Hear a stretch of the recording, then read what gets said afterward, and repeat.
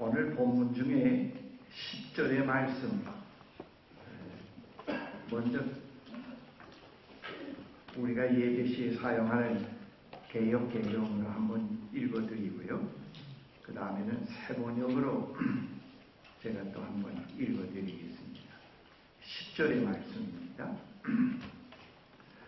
우리는 그가 만드신 바라 그리스도 예수 안에서 선한 일을 위하여 지으심을 받은 자니 이 일을 하나님이 전에 예비하사 우리로 그 가운데서 행하게 하려 하심이니라. 새 번역에는 이렇게 번역이 되어 있습니다. 개역 개정에 우리는 그가 만드신 바라 그랬는데 새 번역에는 우리는 하나님의 작품입니다. 선한 일을 하게 하시려고 하나님께서 그리스도 예수 안에서 우리를 만드셨습니다. 하나님께서 이렇게 미리 준비하신 것은 우리가 선한 일을 하며 살아가게 하시려는 것입니다. 금년에는 여러분들도 느끼시는 바겠지만은 4월까지 눈이 오고 그 다음 5월부터 이렇게 더위가 시작이 됩니다. 봄이 없어지는 느낌입니다. 그렇지만은 모세골의 전경은 예나 지금이나 다름없이 아름답게 형성되어 가고 있습니다. 모세골에는 값이 많이 나가는 나무는 없지만 그런대로 다양한 나무들이 모세골의 전경을 아름답고 평화롭게 만들어주고 있습니다. 작년까지만 해도 모든 나무들을 가급적 우리 눈에 보기 좋게 전지를 해주곤 하였습니다. 그러다 보니 그 나무 본래의 모습이 잘 드러나지 않는 것 같기도 하고 너무 나무들을 우리가 괴롭히는 것 같은 느낌이 자꾸 들어서 제가 우리 형제들과 함께 의논하다가 금년 한 해는 아주 부득한 경우 말고는 가급적 나무에 손을 대지 말고 그대로 놓아두자고 제안을 했습니다. 그 결과 전에 아주 규격화되게 어떤 그 틀에 묶어서 전지를 해주려고 할 때보다도 좀 무질서한 것처럼 보이기는 합니다만은 본래의 자기 모습을 볼 수 있는 것 같아서 상당히 좋습니다. 아마도 그 자연스러움을 그대로 놓아두는 것은 정원을 관리하는 법을 모르는 것이라고 생각하는 사람들도 있을 것입니다. 그리고 인공적으로 모양을 만들어 놓아야 정원 관리의 정도라고 생각하는 사람들에게는 이게 뭐야? 이렇게 아마 비웃을 수도 있지 않을까 생각합니다만은 그러나 저에게는 자꾸 이게 규격화되게 딱딱 자르고 의도대로 그 생나무를 자꾸 이렇게 만들려고 하기보다는 하려면 오히려 차라리 조화를 심는 게 낫지 않겠는가. 그렇게 자꾸 생각이 돼요. 그러면 아예 신경도 안 쓰고 뭐 10년도 그대로 있지 않겠는가. 그렇게 생각이 돼요. 왜 그 생명체를 심어놓고 우리의 그 틀 속에 자꾸 집어넣으려고 할까. 그 어린아이들을 낳아놓고는 자꾸 어린아이를 그 틀 속에 집어넣으려고 하다가 완전히 병든 인격으로 만드는 것과 같이 좀 놔두면 좋지 않겠나 하는 생각이 자꾸 들어요. 그게 하나의 변화라고 생각이 됩니다. 아마도 그 자연스러움을 그대로 놓아두는 것은 정원을 관리하는 법을 모르는 그러한 하나의 무식한 소치라고 할 수 있을지 모르겠습니다만은 그러나 저에게는 그러한 모습이 너무나 좋습니다. 모세골 묵산동산의 울타리로 몇 년 전에 황매를 한 2m 되는 거리 굴락으로 심어 놓았습니다. 몇 년 동안 매해 전지를 해오다가 금년에는 아예 손을 대지 않고 그대로 놓아두고 있습니다. 요즘에 와서 그 황매의 본래의 자태가 아주 자연스럽게 드러나고 있는 것 같습니다. 저의 느낌입니다.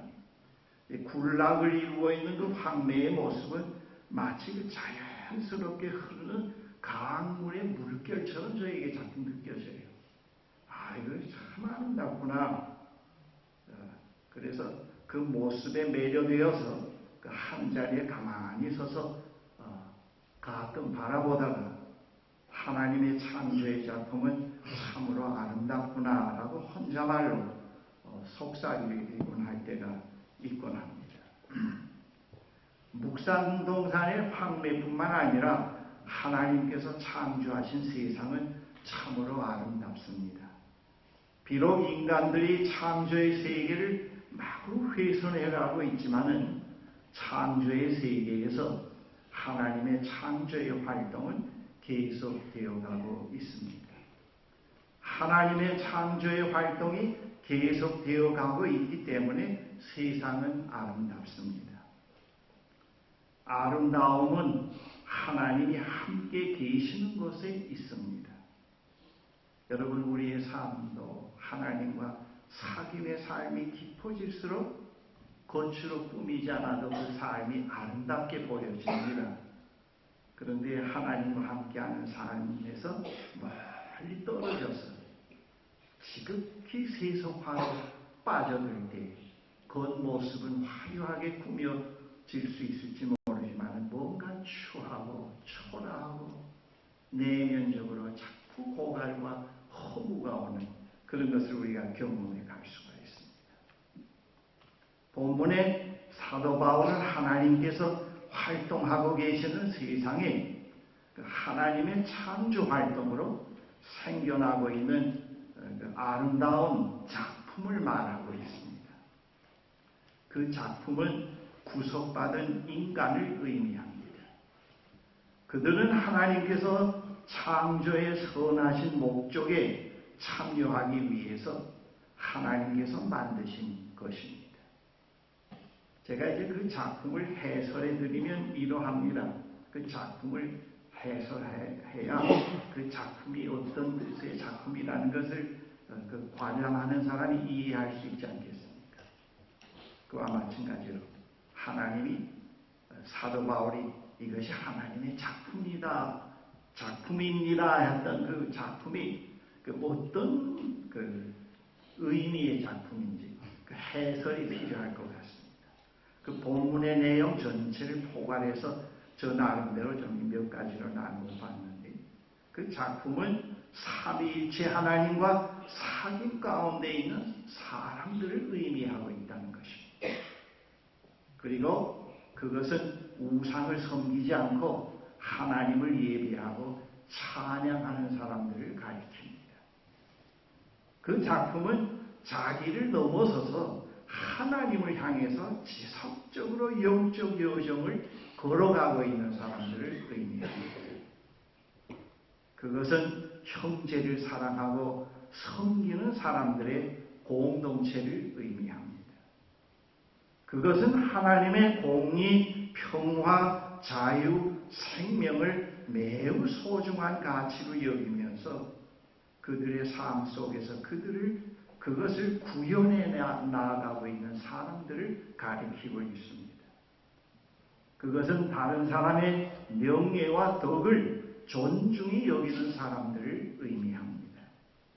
그것은 하나님께서 창조하신 자연을 매우 사랑하고 소중히 여기며 자연과 더불어 살아가는 무리들을 의미하고 있습니다. 이것이 바로 본문의 하나님의 작품이다 하는 그 작품의 내용입니다.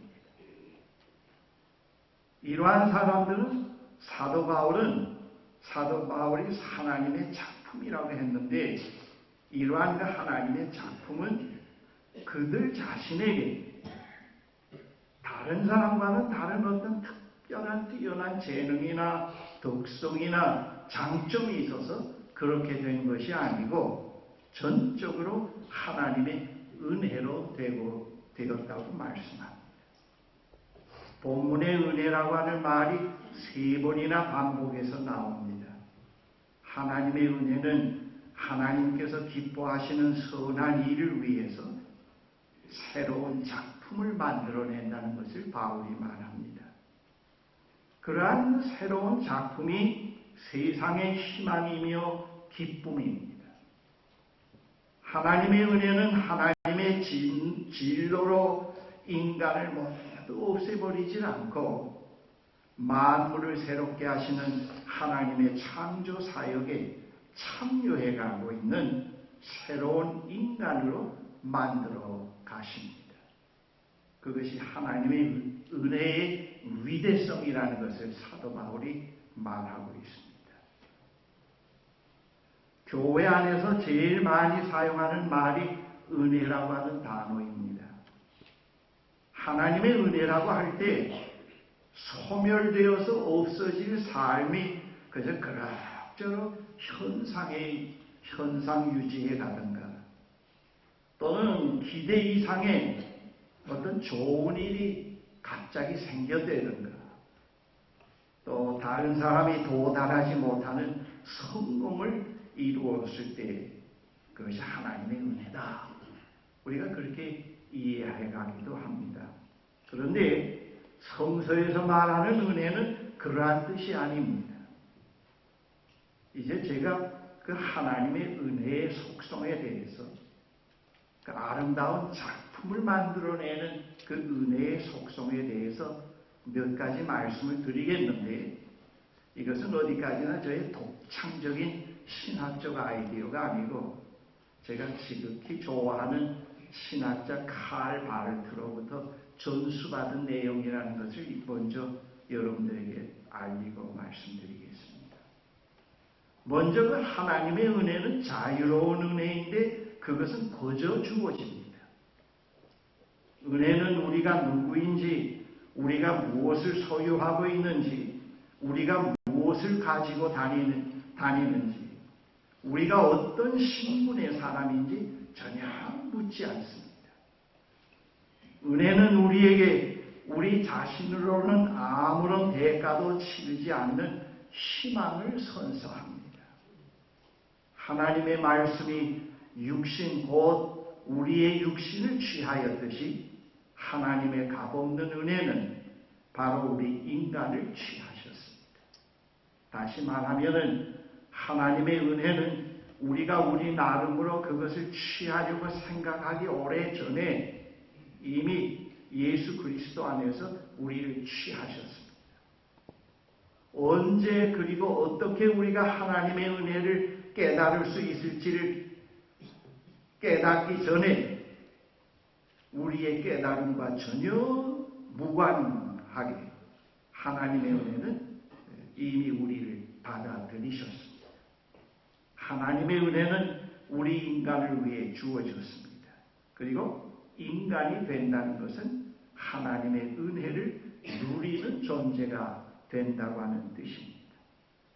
그 다음 은혜는 유일합니다. 하나님의 은혜의 유일한 근거가 되는 예수 그리스도는 홀로 존재하지 않으신다는 것을 사복음서 기자들이 말해주고 있습니다. 과거에도 그렇거니와 지금도 그리고 앞으로도 그러합니다.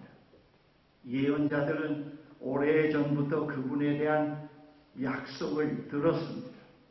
그런 다음에 그분은 사도들을 부르셨습니다. 그분은 예언자들의 말을 통해 많은 사람들을 부르셨습니다. 지금도 여전히 부르고 계시며 앞으로도 부르실 것입니다. 그러한 부르심은 그들 모두가 오직 그분에게만 희망을 걸도록 하기 위함입니다.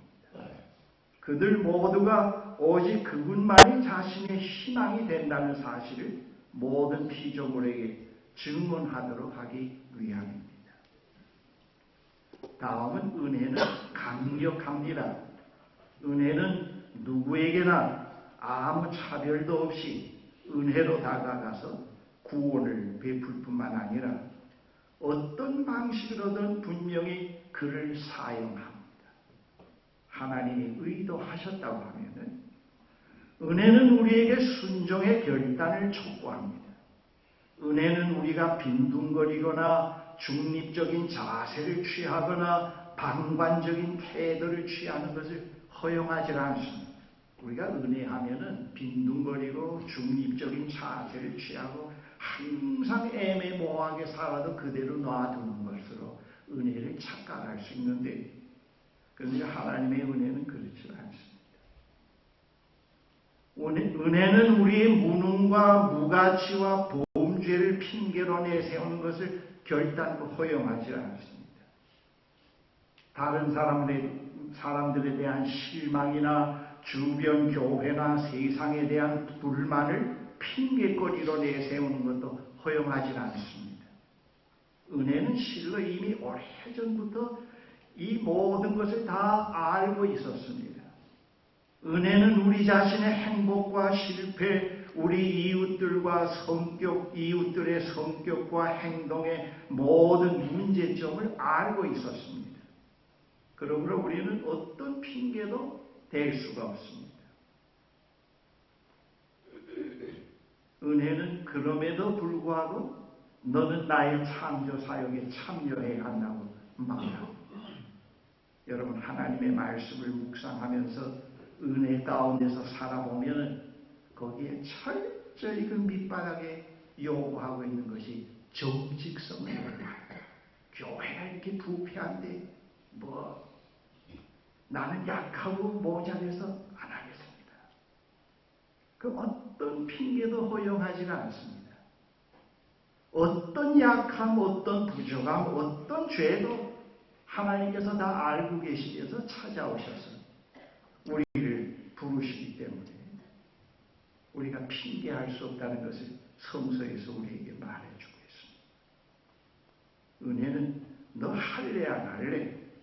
그 핑계 때문에 되지 말라. 할래 안 할래? 언제나 그 앞에서는 정직성을 요구합니다. 그 다음에는 은혜는 한계를 모릅니다. 하나님의 은혜는 자유로운 은혜입니다. 그러므로 은혜는 인간의 어떤 수단이나 방법에도 매이지 않습니다. 그러므로 은혜는 인간의 다양한 수단과 길을 허용하고 열어줍니다. 물론 은혜는 오직 좁은 수단과 길만을 열어줍니다. 그러므로 은혜는 엄격한 명령과 금지사항을 말하지 않습니다. 하지만 은혜는 많은 길들, 곧 오래된 길과 새로운 길, 익숙한 길과 낯선 길을 열어주곤 합니다. 이 은혜가 명령과 금지사항이 아니라는 것을 제가 성장 과정에서 어머님과의 관계에서 많이 느꼈습니다. 그때는 이런 신학적인 관점에서 느낀 것은 아니고 지금 와서 돌이켜보면 말이죠. 어머니 앞에서 제가 어머니와의 관계에서 어머니가 저에 대하는 것은 그 금지사항이 없었습니다. 금지사항이 없고 정당하면은 언제나 모든 길을 갈 수 있도록 자꾸 열어주는 그것을 제가 돌이켜보면 느꼈습니다. 그 다음 은혜는 새로운 세계를 지향합니다. 은혜는 인간과 세계의 현재의 형태를 그대로 놓아두질 않습니다. 그것을 언제나 뛰어넘습니다. 그러므로 교회가 전하는 복음도 언제나 공의가 이루어지는 새로운 땅과 새로운 하늘을 선포해야 하고 예수 그리스도의 미래의 비밀을 선포해야 합니다. 하나님은 우리에게 숨어 계시지 않고 그 자신을 드러내고 계십니다마는, 그러나 하나님의 길이 하나님이 목표하신 바가 성취되었을 때, 바로 그때에 우리와 세계가 그리스도 안에서 어떤 존재로 변하게 될지는 우리는 알 수 없습니다. 어떤 모습으로 나타나게 될지 그것은 우리에게 숨겨져 있습니다. 그러나 예수 그리스도의 부활 속에서 대강 힌트는 얻을 수 있습니다. 그때는 무한한 희망의 시간이요, 감사의 시간이요, 모든 불의와 죄의 힘에서부터 완전히 해방되는, 그리고 예수 그리스도가 만왕의 왕으로 세상을 다스리시는 그때라고 하는 것. 그 그리스도의 부활 속에서 대강 아주 희미하게 어렴풋이 그것을 읽어낼 수는 있습니다. 여러분, 하나님의 은혜가 현재 상태로 우리를 그대로 놔두지 않는다고 하는 말은 아주 중요한 말입니다. 하나님의 은혜로 산다 하면서도 하나도 변화가 없는 삶을 사는 사람은 그 은혜가 뭔지도 모르는 사람입니다. 진정 자기가 하나님의 은혜 가운데서 산다고 하는 것을 바르게 깨달은 사람은 그 현재 그 상태가 그대로 유지되질 않아요. 자꾸 하나님의 은혜 가운데서 하나님이 의도하고 보여주시는 그러한 미래를 향해서 자꾸 자기가 바뀌어지지 않을 수 없다고 하는 것을 깨닫게 돼요. 하나님의 은혜가 지금의 우리에게 무능한 우리 피조물들에게, 스스로 길을 잃은 우리에게, 죽음의 길에서 방황하는 우리 죄인들에게 주어졌다고 하는 사실을 사도 바울이 말합니다. 은혜란 임마누엘, 곧 하나님이 우리와 함께 하신다고 하는 뜻입니다. 우리가 하나님의 은혜로 산다고 할 때 우리가 이제부터는 우리 자신에게, 우리 불행에, 그리고 우리의 쾌락에 더 이상 속해 있지 않으며 이러한 것들에 더 이상 내 자신을 내맡기지 않고 산다고 하는 뜻이 됩니다.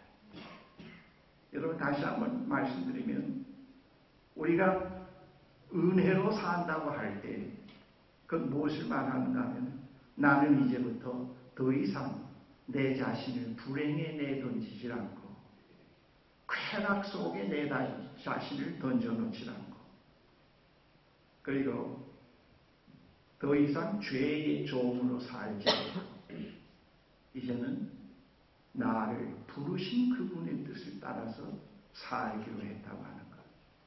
이 자체가 은혜다, 그렇게 얘기할 수가 있습니다.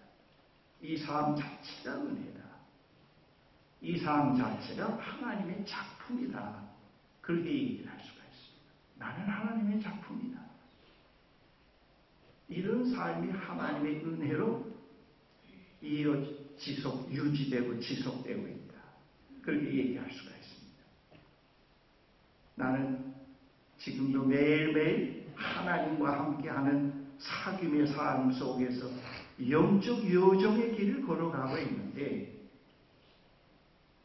여기서 나는 다른 사람들이 지지 않은 책임 속에서 지어야 할 짐도 지고 있고, 다른 사람들보다 편하지 못한 삶을 살고 있지만 나는 이 자체가 은혜라는 걸 알고 있어. 그래서 남이 지지 못하는 짐을 지고 있다고 하더라도 거기서 감사가 있고 기쁨이 있습니다. 우리는 그 은혜에 받았다고 하면 남보다 잘되고 성공하고,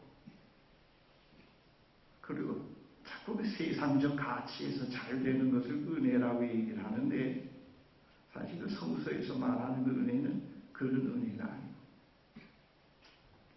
하나님의 은혜로 세상은 계속 보존되어 가고 새롭게 되어 갑니다.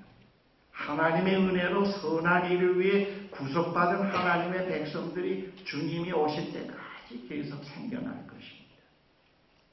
하나님의 은혜는 모든 피조물의 희망이며 기쁨이며 감사의 조건입니다. 세상은 훼손된 상태로 계속 훼손되어 가다가 멸망으로 끝나진 않습니다. 하나님의 은혜로 만물이 새롭게 될 것입니다. 우리 그리스도인들은 그러한 선한 일에 참여해 가도록 부르심을 받은 하나님의 작품이다, 그걸 말해줍니다. 그런 은혜의 자리에 있다. 여러분, 나는 지금까지 하나님의 은혜로 살아갑니다라고 하는 말과 나는 하나님의 작품이다라고 하는 말은 거의 동의어가 됩니다. 여기에 담겨진 뜻은 나는 하나님과 함께하는 영적 여정을 중단하지 않고 계속 살아가고 있는데 이것이 바로 하나님의 은혜다. 그런 뜻입니다.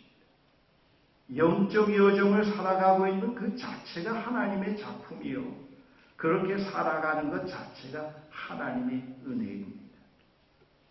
하나님의 은혜는 우리의 삶이 만물을 새롭게 하시는 하나님의 창조의 사역에 함께 머물게 합니다. 그래서 하나님의 작품은 아름답다고 말씀드릴 수가 있습니다. 그 시편 1편에 보면은 그 시냇가에 심은 나무를 그 아름다운 은혜의 삶 속에서 보여지는 아름다운 삶의 그 표상으로 제시를 합니다. 그 늘 푸른 신앙의 표상으로 제시되어 있습니다. 여러분 그 시냇가에 심은 나무를 이렇게 볼 때 그것이 조화가 아닙니다. 그 보이지 않는 그 밑에 그 잔뿌리가 있어서 계속 그 수면에 뿌리를 내립니다. 그리고 계속 생명의 작용이 이루어집니다. 그래서 그 시냇가에 심은 나무는 정적 개념이 아니고 동적 개념이라고 말씀드릴 수가 있겠죠. 그래서 그러한 생명의 작동이 있으면서 작용이 있으면서 밖으로 그런 아름다움이 이렇게 드러납니다. 우리가 그렇게 그걸 볼 때 참 아름답다, 형통하다. 그리고 계절 따라 계절을 상실하지 않고 열매를 맺어간다고 얘기를 할 수가 있겠죠.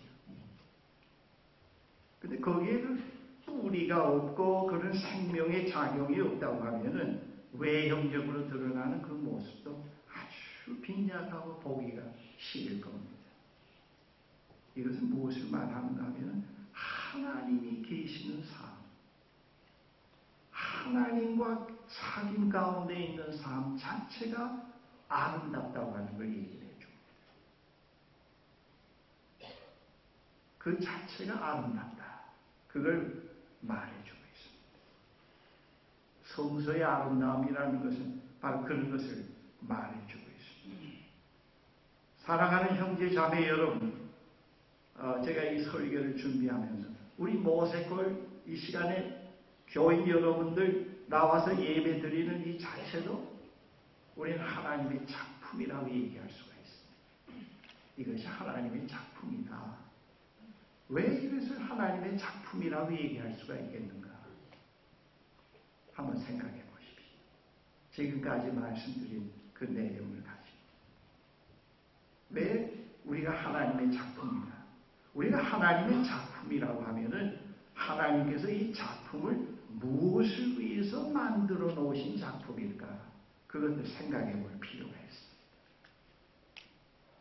그리고 이 작품이 하나님의 은혜로 되었다고 말한다고 하면은 이런 작품이 어떻게 되어졌는가, 생겨났는가 물을 때 이것은 하나님의 은혜입니다. 전적으로 하나님의 은혜로 이것이 생겨났습니다. 그렇게 얘기할 수 있지 않겠습니까? 그렇게 될 때 그 하나님의 은혜라고 하는 것을 무엇을 말하는가? 여기에 나와 있는 분들이 남보다 더 세상적으로 신분이 높고 돈 잘 벌고 우세하고 남과 비교 속에서 모든 게 잘 되기 때문에 작품이라고 하는가? 은혜 가운데 있다고 얘기하는가? 그렇지는 않지 않습니까? 처음에 얘기한 대로 우리는 하나님과 사귐의 삶이 가장 인간이 걸어야 할 삶의 한 방식이라는 걸 알기 때문에 그런 삶을 택했습니다. 그리고 우리는 매일매일 그분과 함께 우리의 인생의 여정의 길을 걸어가고 있습니다. 그리고 우리는 서로 깊은 이해와 사귐 속에서 서로를 배려하고 도와주고 그 사람의 덕과 명예를 존중해 주는 일을 늘 하려고 하고 우리가 이 세상에 사는 날까지 평화와 공의와 정의를 포기하지 않고 끝까지 그것을 생의 의미와 가치로 삼고 그것을 가지고 우리가 살아가려고 하는 희망과 열망을 늘 갖고 이런 삶 자체가 하나님의 은혜입니다. 누구나 흉내낼 수 없는 하나님의 은혜입니다. 그렇게 얘기할 수가 있어요. 이제 제 설교를 마치겠습니다. 우리가 하나님의 작품이요, 이 작품은 하나님의 은혜로 되어진 것이라고 하는 그 말씀을 우리 마음속에 늘 간직하면서 살아가야 되겠습니다. 내가 정말 하나님의 선하신 목적을 위해서 이 세상에서 태어난 하나님의 작품이다. 그걸 우리가 늘 생각할 수가 있어야 되겠습니다. 제가 이 70 정도 는 사람이 인생을 갓도 날 것처럼 이런 얘기하면은 좀 같지 않게 보여질지 모르겠지만 자꾸 요즘에 그런 생각이 들어요. 내 남은 시간은, 남은 생애는 내 것이 아니고 하나님의 것이구나. 내 시간이 그분의 것이 있구나. 이 남은 시간과 남은 생을 나를 필요로 하는 사람, 내가 도와야 될 사람, 기도해야 될 그런 사람들을 위해서 내가 존재해야 되겠구나. 그것을 위해서 있구나. 그러면서 이게 은혜구나. 이거 정말 은혜구나. 이런 삶 자체가 은혜구나. 그런 마음이 들어요. 이게 정말 그 은혜예요. 나 같은 사람 여러분 누가 그들을 또 보기나 하겠어요? 지나친 겸손이라고 또 그러지 마십시오. 그런데 이게 은혜라고 생각이 돼요. 내 남은 생과 내 남은 시간이 다른 사람들을 위해서 존재하고 오고 있는 하나님 나라를 위해서 존재하는구나. 이건 참 큰 은혜로구나. 그렇게 생각을 하니까 얼마나 행복한지요. 제가 참 요즘에 행복감을 느끼면서 삽니다. 우리 모두 거기에 참여하도록 하십시오. 이게 저만이 독점하고 있는 삶은 아닙니다. 오히려 저보다도 여러분들은 더 하나님의 은혜 가운데서 은혜로 지어진 작품이라고 저는 그렇게 생각을 합니다. 우리는 그런 삶을 흉내만 내다고 만들지 말고 그냥 게으름, 나태함, 정욕과 탐욕에 우리를 내어 맡기고 주일만 반짝 그런 생각에다 끝내지 말고 이건 그렇게 할 삶이 아닙니다. 그건 은혜가 아닙니다. 주일만 나와서 예배를 드리고 나서 깜빡하고 다 버리고 세속 속에서 산다. 이게 하나님의 은혜구나. 그건 정말 웃기는 겁니다. 하나님의 은혜로 산다. 그렇게 되면 안 될 것 같아요. 기도하십시오. 사랑의 하나님, 못나고 부족하고 죄의 종이 될 수로서 평생 살 수밖에 없는 저희들을 하나님께서 이렇게 부르셔서 하나님의 작품으로 세워주심을 감사드립니다. 우리는 마귀의 작품이 아닙니다. 우리는 하나님의 작품입니다. 이 작품은 전적으로 하나님의 은혜로 되어진 것입니다. 하나님의 작품으로서의 삶이 중요합니다.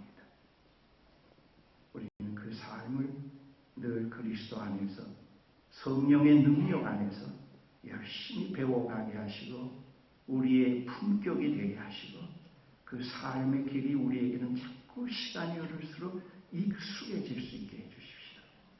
그리고 즐거움이 될 수 있게 해주십시오.